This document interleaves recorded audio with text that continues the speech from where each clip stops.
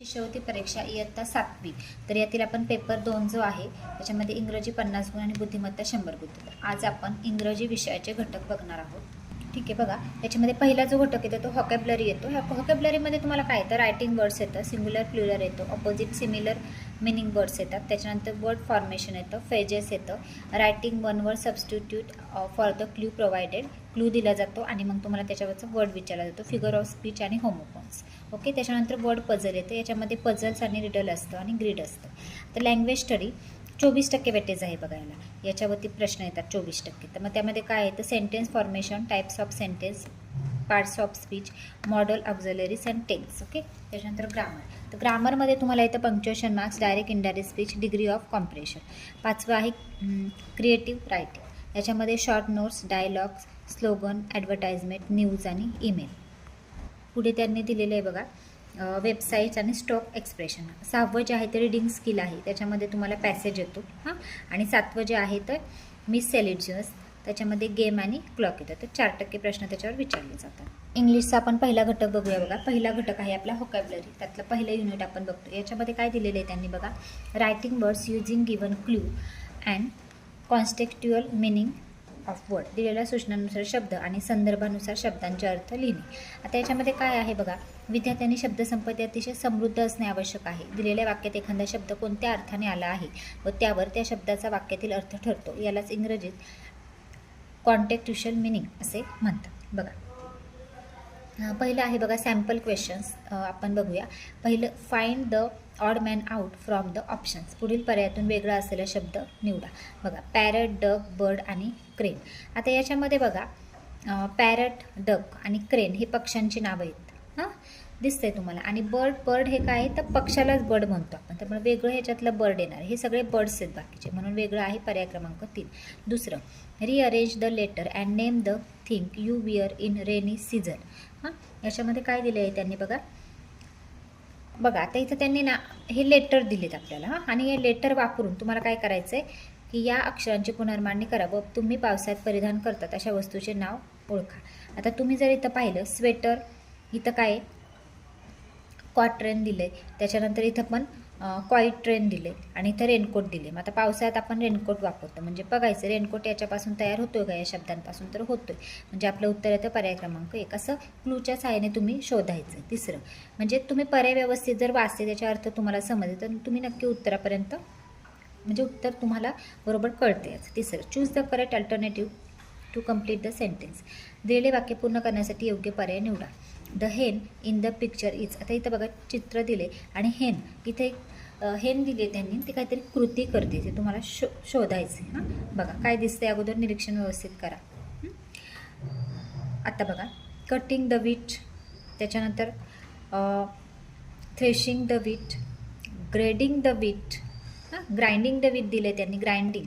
आणि इथं दिलेलं आहे सोविंग द वीट. आता बघा हे जुन्या काळामध्ये बघा आपण काय म्हणतो त्याला, दळण दळण्यासाठी वापरत होते, जातं ओके नाही.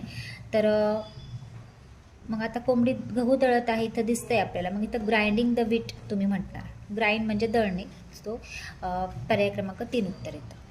ठीक आहे, आता बघा चौथा क्वेश्चन बघूया आपण. Read the word and guess the name of the occupation related to it. दिलेला शब्द वाचा आणि त्या संबंधित व्यावसायिकाचे नाव ओळखा. बघा सीव, मेजर, स्टिच आणि डिझाईन. आता याच्यावरून तर तुम्हाला मेजर सीववरून कळलं असेल, टेलर ओके नाही.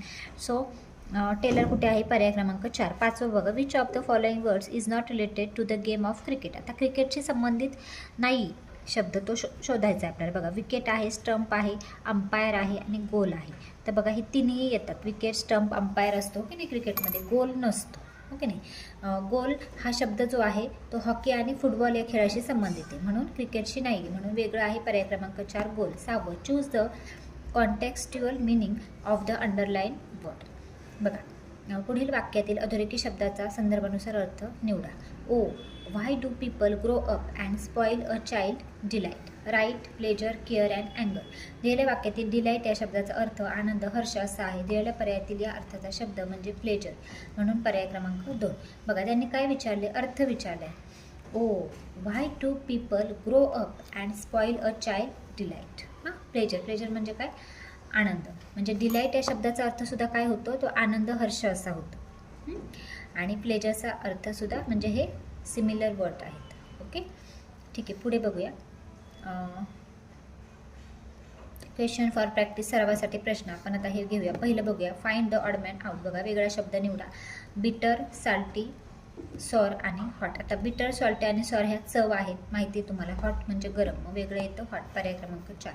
दुसरं, find the word that is not related to hospital. हॉस्पिटलशी संबंधित नसलेला शब्द शोधा. नर्स, डस्टर, इंजेक्शन आणि मेडिसिन. आता बघा, नर्स, इंजेक्शन, मेडिसिन आहे, डस्टर नाही आहे, सो पर्याय क्रमांक 2. तिसरं, choose the correct word and complete the sentence. योग्य शब्द निवडून वाक्य पूर्ण करा. We see dash in the sky after the rain. आता बघा काय सांगितले त्यांनी.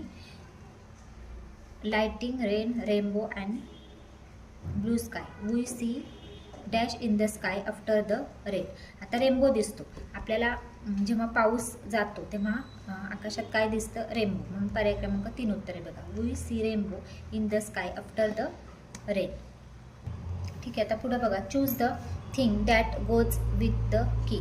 हां, कीशी जोडणारी योग्य वस्तू तुम्हाला निवडायची. आता कीशी रिलेटेड वस्तू बघा, इथं लॉक दिलंय, कीज दिलेली आहे, टेबल आहे आणि बॉल आहे. तर कीशी रिलेटेड तर लॉकच येतं ना की सोबत, त्याच्यामुळे पर्याय क्रमांक 1. तुम्ही की करताल, की नाही ना, की सोबत रिलेटेड विचारले त्यांनी. Choose thing that goes with the की, म्हणजे कीशी जुळणारी योग्य वस्तू निवडा, म्हणून लॉक येतं. दुसरं, find the odd man out. वेगळा शब्द निवडा. ब्युटिफुल, ब्रेव, अगली आणि गर्ल. आता बघा, ब्युटिफुल, ब्रेव आणि अगली हे काय आहेत? विशेषण आहेत, हो का नाही, ॲडजेक्टिव्ह आहेत.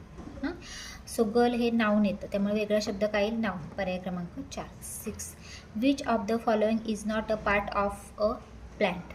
पुढीलपैकी कोणता वनस्पतीचा भाग नाही? बघा, लिव्स, बर्ड, स्टीम आणि टस्क. तर बघा 6चा आन्सर आहे टस्क, हा नाही आहे. 7वं, choose the incorrect pair from the given alternative. दिलेल्या पर्यायामधून अयोग्य जोडी निवडा. बघा, अयोग्य विचारले त्यांनी.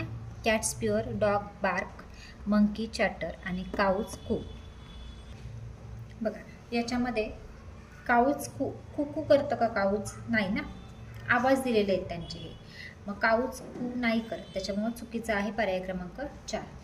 Choose the correct word for the given picture. दिलेल्या चित्रासाठी योग्य शब्द निवडा. आता बघा, किचन दिलेलं आहे आणि मग आता हे काय आहे तुम्हाला समजते, किचन आहे म्हणजे पर्याय क्रमांक 2. पुढे 9, find the meaningful word from the following jumbled letters. रसमिसळ केलेल्या अक्षरातून अर्थपूर्ण शब्द निवडा. आता बघा, याच्यापासून तुम्हाला या शब्दांपासून अर्थपूर्ण शब्द तयार करायचा. तुम्ही वाचू शकता. देऊर, देवर, रेडवर आणि वेटर. तर याच्यामध्ये बघा 9चा आन्सर आहे देवर, हे बरोबर आन्सर आहे. पुढे बघा 10, write the proper related word. योग्य संबंधित शब्द लिहा. बघा, इथं काय दिलेलं आहे बघा, आयलिड दिले, नोज दिले, चिन दिले आणि चिक दिलेले आहे. हां, मग आता बघा, चिन, चिक, नोज आणि आयलिड. हां, एल्बो, फेस, माउथ का हेड. तर हे कशाशी संबंधित आहेत? आपल्या फेसशी. ओके, म्हणजे बघा याचं उत्तर येणार आहे फेस. फेसवरतीच आहेत ना आपल्या हे सर्व. आता एल्बो तर होणार नाही, माउथ, हेड पण नाही होणार, एल्बो पण नाही होणार. माउथ होईल का? माउथ पण नाही होणार, त्याच्यामुळं इथे ह्याचं आन्सर येतं face.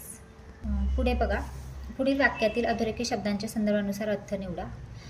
The work was very light. तर बघा, लाईट आहे, नॉट इझी, डिफिकल्ट, इझी आणि हार्ड. लाईट आहे, the work was very light म्हणजे इझी येईल. पर्याय क्रमांक 3. दुसरं, never trust a friend who desserts you at a pinch. Never trust a friend who dessert you at a pinch. म्हणजे इथे त्यांनी म्हटले की तुमच्या मित्रावरती विश्वास ठेवू नका, हू डिझर्ट यू, जो तुम्हाला डिझर्ट करेल. हां, मग follow, leave behind, leave with, come. Leave behind ह्याचं उत्तर आहे डिझर्ट म्हणजे लिव्ह बिहाइंड. ओके, पुढे 13, the boy was famous in his school, popular, happy, like आणि प्लेझंट. बघा, the boy was famous in his school, तो मुलगा फेमस आहे त्याच्या शाळेमध्ये. तुम्ही फेमसला काय बोलणार आहात? तर popular. 14, put the fruits in the can. बघा, put the fruits in the can. आता काय आहे? Long stick, a basket, ability to do something, a container. बघा याचं येतं कंटेनर. कॅन म्हणजे अ कंटेनर. बास्केट नाही होत. Put the fruits in the can. Can म्हणजे मोठ्या प्रमाणात फ्रूट असते म्हणून a container.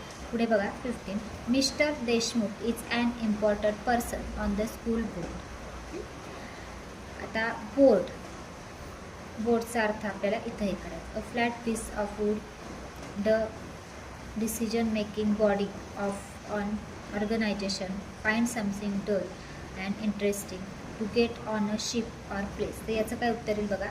The decision making body of a organisation. Mister Deshmukh हे जे आहेत ते इम्पॉर्टंट पर्सन आहेत स्कूल बोर्डचे, म्हणजे जे स्कूलची संस्था असते त्या संस्थेचे ते महत्त्वाचे व्यक्ती आहेत म्हणून इथं म्हटलेलं आहे त्यांनी ऑर्गनायझेशन. ओके.